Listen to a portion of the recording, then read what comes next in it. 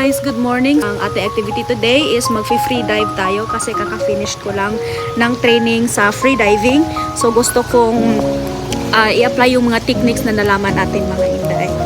So medyo maulan ngayon, hindi medyo maulan talaga mga inday. At ito yung sundo ko si Sir Jao. And basa na basa siya mga inday. So pupunta kami ng Napaling para sa diving session. See you there guys! At andito na ako sa Napaling Reef mga inday dito. So nagre-ready na ako ng ating fins, ng ating goggles, ng ating snorkel. Marami sa inyo ang nagtatanong kung kumusta na ba, anong update na ba kay Ernest mga inday. So sa panahong ito, hindi muna natin pag-uusapan si Ernest. Magbabakasyon na muna tayo mga inday. Panahon na naman na ma-experience ko yung mga bagay na pinapangarap ko lang noon na gustong maranasan. So ito na ngayon mga inday.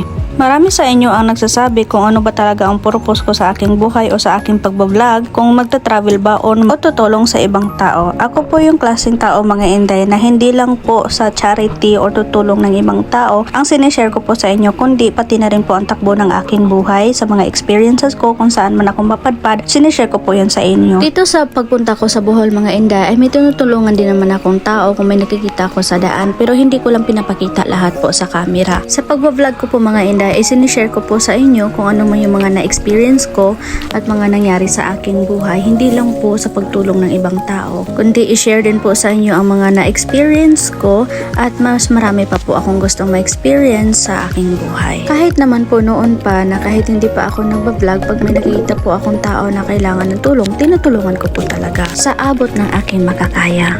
So sa part na ito mga inday ay nagwa-warm up pa po ako, nagre-ready po ako ng aking hininga at warm up din sa paglangoy-langoy. Sa training ko sa free diving mga inday, kailangan talagang kunin yung snorkel mo kapag lumangoy ka na sa ilalim ng tubig. Kasi pag hindi mo yan kinakasababa mo mga inday, may posibilidad na makainom ka ng tubig at delikado po yun kapag nakainom ka ng tubig dagat. So kailangan mo talagang tanggalin yung snorkel mo. Ako dito mga inday kasi yung mask na pinili ko is nagpa-fog siya. Hindi ko masyado makita yung mga isda at saka mga coral sa ilalim. So yung guide na binayaran ko mga inday is for 1 hour lang. So na-consume na yung, malapit na siguro makonsume yung 1 hour kasi ang daming tao dito, yung mga guide nila, at 1 hour lang. So gusto kong pumunta doon sa biyak na bato sa ilalim mga inday ba. Pero ang problema ko, hindi ako nakapag-equalize ng masyado. Sumakit na naman yung kainga ko mga inday. Ito, ma-equalize ko siya. Pero dito, hindi ko talaga siya ma-equalize. Kaya medyo nabungol ako mga inday. So nag-aantay pa rin ako sa guide ko. Umuulan na naman. Yan, isa lang ako dito sa dagat mga inday. Habang nag-aantay ko sa aking guide mga inday, is iniisip ko talaga na gusto ko talagang puntahan yung malalim talaga na part dito sa Napaling Reef. Gusto ko talagang subukin yung crack na bato mga inday sa ilalim ng tubig. Kaso nga lang nahirapan ako sa pag-equalize at sumasakit na yung tainga ko dito. At iniisip ko rin na makakaya ko kaya na makakuha ng magandang shoot sa ilalim ng tubig mga inday. Kasi yung guide ko is almost 30 minutes na yung nakonsume, wala pa rin siya. Nagkuha kasi siya ng bagong mask ko mga inday para naman ako mag-enjoy sa ilalim ng tubig, pero wala pa rin siya hanggang ngayon. At dahil nga yung mask ko is foggy pa din, so tuloy pa rin yung dive mga inday. So sa unang dive ko mga inday na ito, I think nasa 6 meters lang muna yung nakayanan ko mga inday.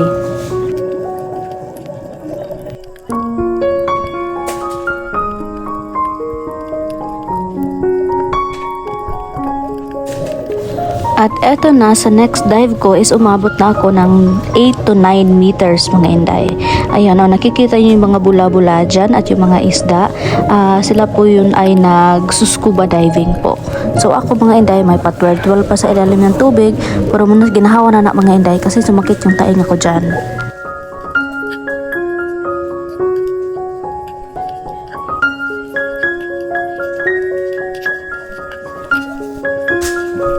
Napakaganda talaga ng dagat mga inday. Itong mga sardines na ito ay nasa ibabaw lang ito ng tubig. So kapag gusto nyo matry mag-dive dito sa Panglao, Bohol mga inday, try nyo dito sa Napaling Reef. Ang ganda-ganda po talaga ng mga isda dito. At kapag hindi po kayo makasisig o makapag-dive ng ilalim, pwede nyo ring makita itong mga sardines kapag nagsusnorkeling lang po kayo. Yan.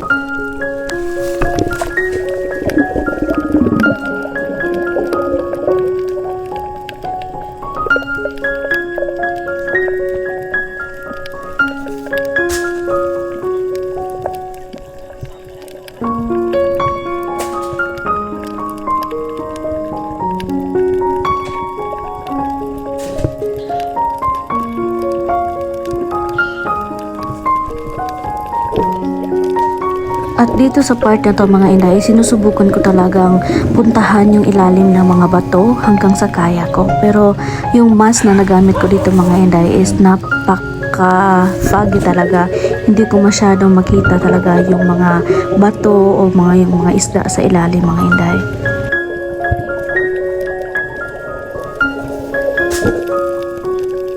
At sinubukan ko naman ulit mga inday. The more akong pumunta talaga sa ilalim ng tubig, the more yung pressure na binibigay ng mask ko. So the more naiipit talaga yung mata ko mga inday at hindi na ako makakita ng masyado.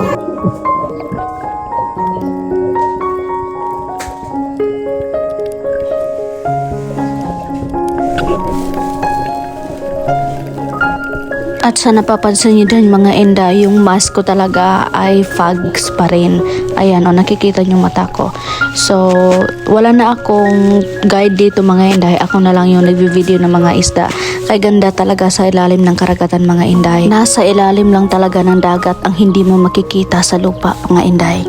Kaya kung gusto nyo magsubok, itry nyo na.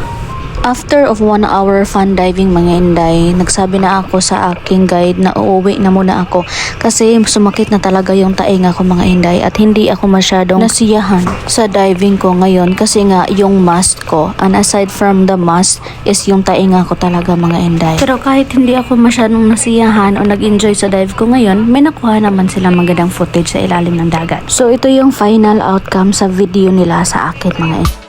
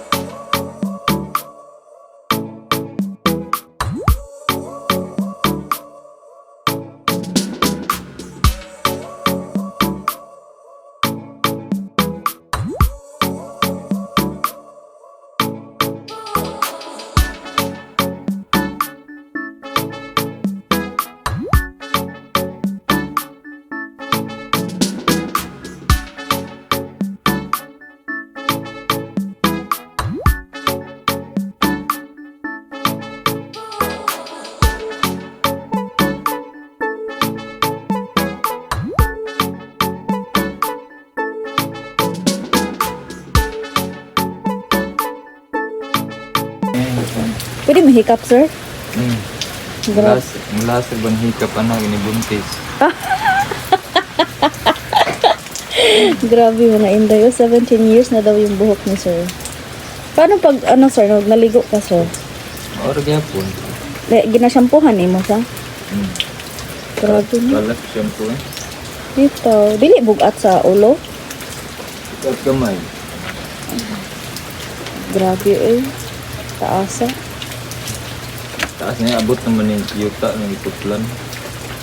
Grabe eh. Nakay gi-maintain ana para mo taas gid siya. Sagdan na. Pero kaning kulot brog kanang kulot-kulot ginatuyo na nimo or nga na ra gyud na siya. Yan. Grabe eh. Tuwa kay sublay-sublay. Obvious eh. So pagkatapos ng dive ko mga inday ay nag-transfer naman ako ulit ng another hostel kasi yung hostel na binuko doon mga inday is medyo malayo siya sa mga beaches, sa mga palengke, hindi masyadong marami mga tricycle mga inday. Nahihirapan akong kumuha ng tricycle at yung mga tricycle doon is ang mahal-mahal ng singil nila. Kaya nag-transfer ako dito sa Natura Vista at saka libre sila ng breakfast dito mga Inday. So pagpasok ko sa kwarto na ito mga Inday is may naka-check-in na po isang babae at saka dito po siya sa itaas nakahiga mga Inday at napakaganda dito kasi napaka-quiet at saka may duyan sila dyan, mga kahoy yung paligid namin pero napaka-cozy mga Inday at napaka-relaxing. So duyan-duyan muna tayo mga Inday kasi pagod tayo sa ating dive ngayong araw na ito. So duyan-duyan muna tayo dito sa Hama. Iniisip kung ano na naman ang susunod nating adventure dito sa Bohol mga Inday.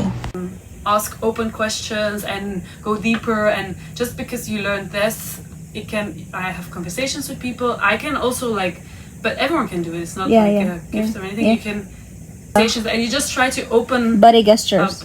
Yeah.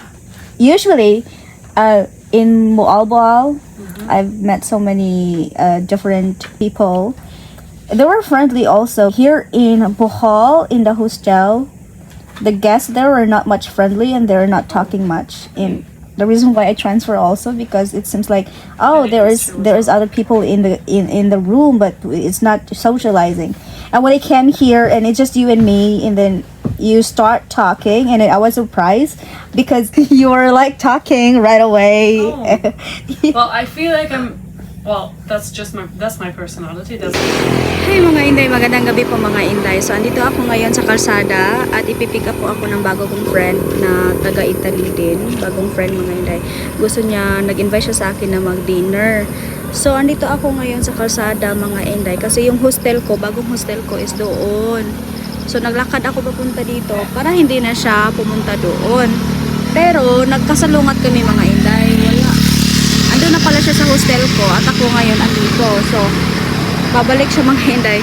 First time kung mangyari sa akin ito mga sunduin ng Amerikana na friend kasi usually ako yung sumusundo sa mga kaibigan ko. Tapos ngayon ako yung sinusundo, ako lang yung sumasakay, sila yung nagda-drive. So very unusual sa akin mga Inday na mangyari. Tagal niya mga Inday. Sabi daw niya, parating na daw siya. Pero parang hindi kami nagkaintindihan sa location mga Inday. 8 minutes away yung sa kanya. Sabi niya, andun na daw siya sa hostel ko. Sinabi ko sa kanya, andito lang ako sa daan, nag-antay sa iyo. Sabi niya, mag-antay ka dyan, parating na ako. Pero wala, ako. Gutom na ako mga Inday. Where you been? I've been to Friesland. Queensland! Yeah? Oh my... Alright. What? I don't know which way it is now. I guess we should use a Google map. I checked already. From here it's 22 minutes. Yeah, I've been there yesterday. Oh really? Yeah. From the hostel you stay? Yeah. Oh, okay. It's fine. Okay. Hi. Hello. Usually, I try. Siya si Anais, nagkita na kami sa Mualboal mga Inday at andito siya sa Bohol. So alam niya na andito din ako sa Bohol. So in-invite niya ako na pumunta sa Alona Beach para mag-dinner. At para naman kami makapag-banding bago siya umalis ng Pilipinas patungo ng Australia.